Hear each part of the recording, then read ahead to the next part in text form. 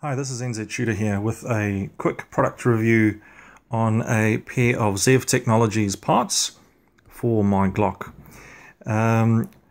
You'll notice I have a banner here at the back.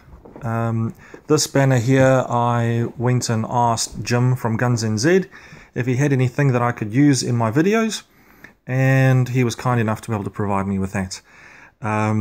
I'm not paid by Guns NZ, however I do like their products, and this is my way of doing a bit of free advertising for Jim. And at the same time, I'm going to give you my personal opinion on the products that I buy from Jim. So I do buy these myself, and I will give you my honest opinion on them, good or bad. So let's get straight into it. So this is my Glock 34 pistol that I use at the range.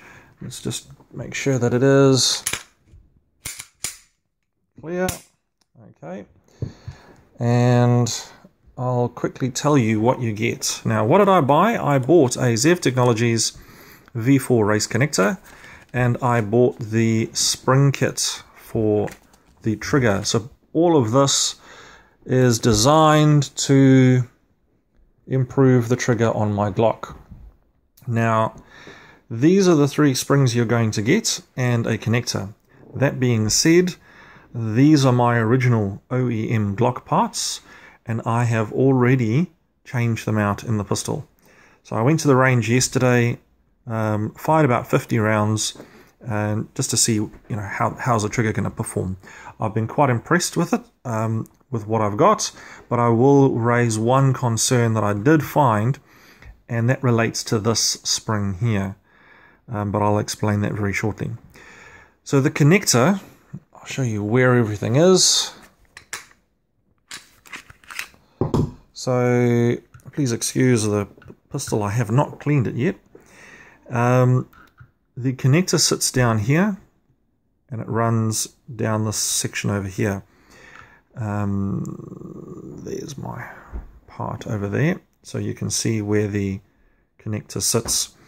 Now, this connector is a minus connector, which is already a reduced power connector on the Glock 34s versus the 17s and 19s. The V4 connector does make the trigger a little bit more crisp.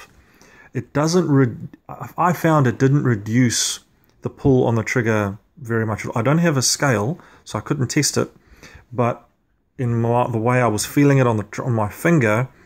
Pulling the trigger, I couldn't tell a difference in the pull weight.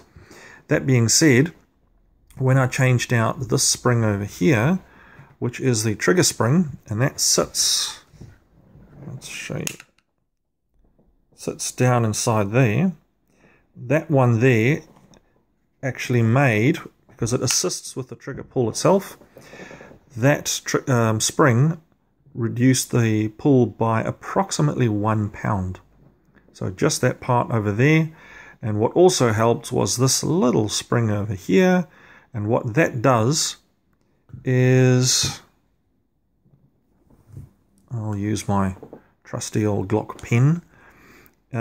What that does is this little plunger over here, which is another safety. There's a firing pin safety over there.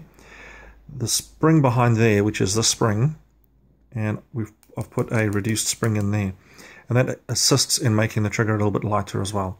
So again, it is dirty, so please forgive me for that. So yeah, so let's put this back together, and I will show you the issue I'm having with that spring. And the spring sits back here in the firing pin, over the firing pin. So let's put this back together and show you what I'm talking about. So let's put that there, move that out the way. All right, so you Glock owners out there know the trigger on a Glock is not fantastic. It's okay. So one of the best upgrades you can do is improving your trigger. So the trigger pull, you've got your standard bit of take up, and then it breaks. Now, reset is very short, and it's very light now that I put the springs in and the race connector. Now, unfortunately, there is one small problem to this. So if I reset the trigger and I release it slowly,